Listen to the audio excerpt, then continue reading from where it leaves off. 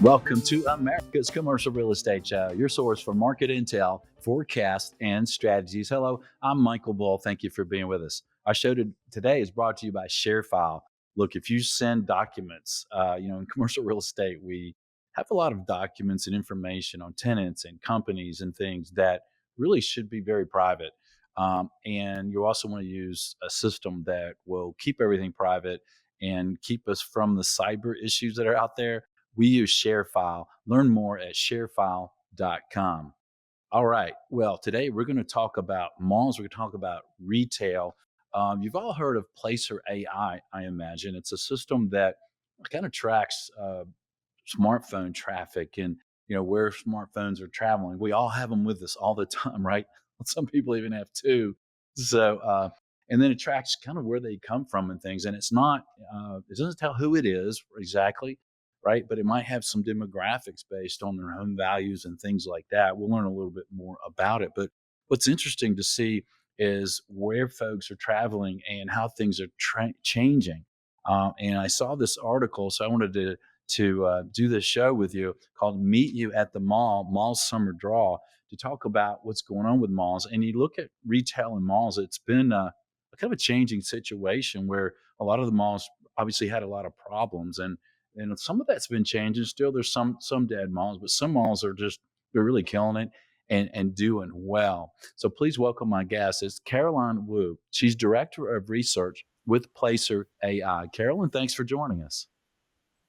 Thank you so much, Michael. It's my pleasure to be on the show. Well, thank you. And so, first of all, I think a lot of the listeners might think, and I know some folks in retail only might know different, but I think some general listeners might believe malls, aren't they all dead? What are you seeing out there? Well, Michael, yes, people might think that if it's a mall that's, not that great. But according to Placer data, we actually are seeing sort of a resurgence in some of the malls. Looking at our year over year traffic compared to last year, we have malls traffic up. This is for indoor malls, open air lifestyle centers, as well as outlet malls. So I think it really comes down to what kind of mall we're looking at. If you are a, class A mall or kind of one of the trophy large ones, particularly with a lot of the malls having experiences that people are drawn to. I definitely do not think the mall is dead. I'm very bullish on malls. Yeah. Well, it's interesting to see and hear that because we see some of these mall properties being kind of redeveloped for mixed use and things. But yeah, there's the experience is great. And it seems like after COVID shut down, a lot of people were wanting to get out and do things. What type of experiences? What's getting people to these malls? Do you think? Yeah, so malls are being quite creative with some of the partners that they're partnering with. As an example, American Dream Mall in New Jersey, they recently actually hosted arena football, which is probably one of the last things that you might imagine being able to see. But they were able to convert their rink into a mall.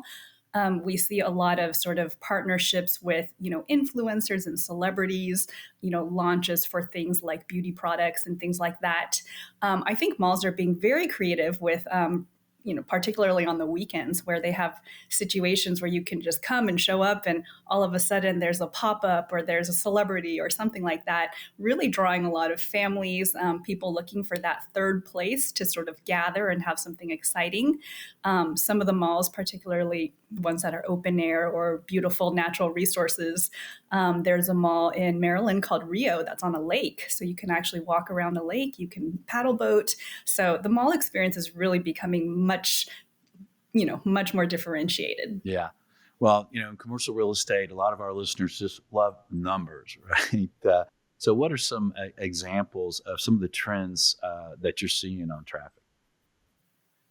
Yeah. So, for instance, mall traffic this summer was definitely up year over year compared to the prior summer.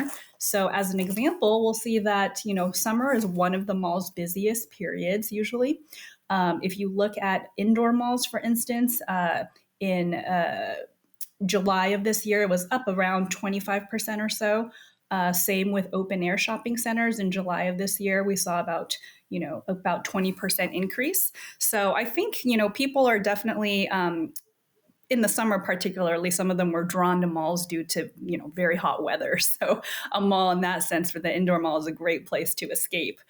We also saw some great numbers due perhaps to some of the movie theaters that were happening. So we did see some blockbusters this year. So, for instance, we saw Deadpool and Wolverine, which had a $205 million opening weekend in the US, which is the eighth best of all time, really drawing a lot of, the older moviegoers. And we also had Inside Out 2 open in mid June, drawing a lot of the families. And so that was a $155 million US opening. Interesting. So the movie theaters are kind of back in vogue. They're getting a good traffic. That's correct. I mean, of course, it's going to depend on what movie is playing. But last year we did have that Barbieheimer effect. This year we have sort of that combination of Deadpool v Wolverine as well as Inside Out 2. So people are definitely flocking to the theaters if it's a movie that they feel they want to see. Yeah. Well, Caroline, who's going to those malls demographic wise? Is it families? Is it older folks? Is it younger? Is it a mix? Well, it's always everyone going to the mall. But in this particular case with the summer mall surge, it was definitely families leading the way. So, like we mentioned with the movie theater, so for instance, that would draw families if it's a family oriented movie. But yeah, we're seeing families come. They're going and bringing their children. A lot of malls have very experiential things. I was at one mall in Sacramento earlier this year that you can actually have your child, kind of bungee jump.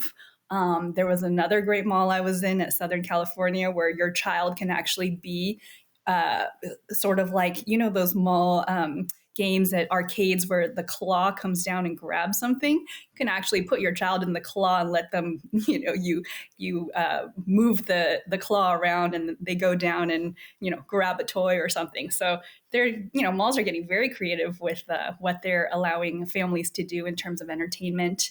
A lot of malls have also revamped their food courts or food halls, so you can always come and people can just choose whatever the individual might want. So they're really becoming kind of a one-stop destination for food, for entertainment, obviously for the retail component as well. And Caroline, what are you seeing for uh, drive time demographics? Are and what's the trend there? Are folks coming from further away? I mean, I know there's a an outlet mall near my lake home, North Georgia Premium Outlet Mall, and when you go there, there's people from wow. I mean, all it almost seems like all over from Atlanta, all over North Georgia that they come right to that little area. What are you seeing at malls around the country? Yes, we are seeing that. So we are seeing additional drive times, people coming in from farther afield from the trade area, particularly around sort of that back to school season. To your point, Michael, with outlet malls, people will definitely drive that farther distance in order to get some of those good deals. So again, with all these attractions that are happening, people are willing to come a further distance for what they think is going to be, a great day of entertainment and food and shopping. Yeah. Caroline, what are some ideas for retail property owners or managers or folks with malls to increase their traffic? What are you seeing is working? Yeah, I mean, like I said, they're being very creative. I mean, some malls actually are even bringing in supermarkets. So that's one thing that we might not have seen perhaps 10 years ago. Just a small handful had them, but we're definitely seeing. Supermarkets come in. Some of them are ethnic markets. So interesting one is H Mart coming in at American Dream. There's one at South Center in Seattle that has a Filipino market. There are ones here in LA that are associated with Hispanic grocery markets and food halls. So I think those are all quite interesting directions that they're going. Malls are really becoming open to all sorts of tenants. I mean, you have healthcare sometimes, you have urgent health, you have places where you can get your wellness services, like even an IV infusion. We're seeing malls being very, uh, creative with some of the entertainment as well. So entertainment is big. So something like a Dave and Buster's coming in, or Pinstripes or Bolero. Those also tend to attract people who are coming for other reasons as well. Yeah. Are you seeing more of the online companies that were traditionally started online, going into malls or in retail in general? Yeah, absolutely. I think for a lot of direct to consumer companies, brick and mortar provides such a wonderful way for them to connect with their customers. So a lot of them will sometimes look and see, which zip codes people are ordering from in order to sort of get an idea for where their target market might be. And once that happens, you can open a brick and mortar store and you can learn so much about your demographic that's shopping. There's that sort of customer experience aspect to it where they can really, experience your brand in a way that you might not online. So if you're a clothing brand, for instance, you can, touch and feel the clothing. The sales associates can get feedback from the customers that are coming through in terms of perhaps what sizes and styles they like. Clearly, if you're something like beauty, so like a glossier, for instance, your customers are definitely going to want to come in and try on the lip gloss and see what that fragrance smells like.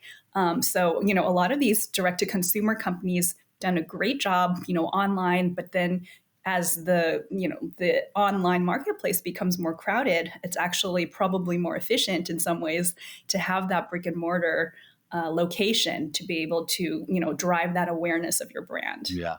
Well, Caroline, what would you leave our audience with to think about for retail and mall traffic now and moving forward? Yeah, I mean, I would continue to say, malls, as human beings, we've had marketplaces for as long as anyone can imagine, right? We're as a tribe, we like to gather, we like to see what's new, we like to use our senses to see and smell and touch and interact with people. So I think what we're seeing with malls is, continue to be creative in what you're doing. Don't be afraid to try something different.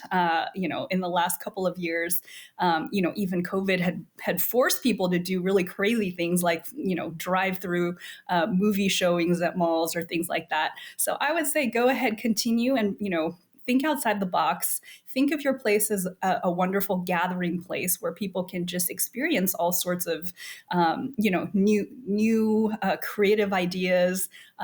Be open to new retailers and new categories. And I think with that, the malls, can definitely continue investing and really becoming one of those places where families can gather and really create those great memories for years to come. Yeah. Well said. And I like it. Caroline, thanks for joining us today. My pleasure, Michael. All right. And hey, look, if you want to learn more about Placer.AI, check them out online. We use their services, and it's wonderful for us to do analysis and studies of properties, especially if you're looking at lease renewals or you're looking at values of income properties. So there's lots of uses. If you like an analysis of a property, call us. We'll do it for you and share it with you. And if you have any questions, you have any thoughts, reach out to me. My email is an easy one. It's michael@bullrealty.com. Until next week, be sure that you always lead, learn, and laugh. And join us for America's Commercial Real Estate Show.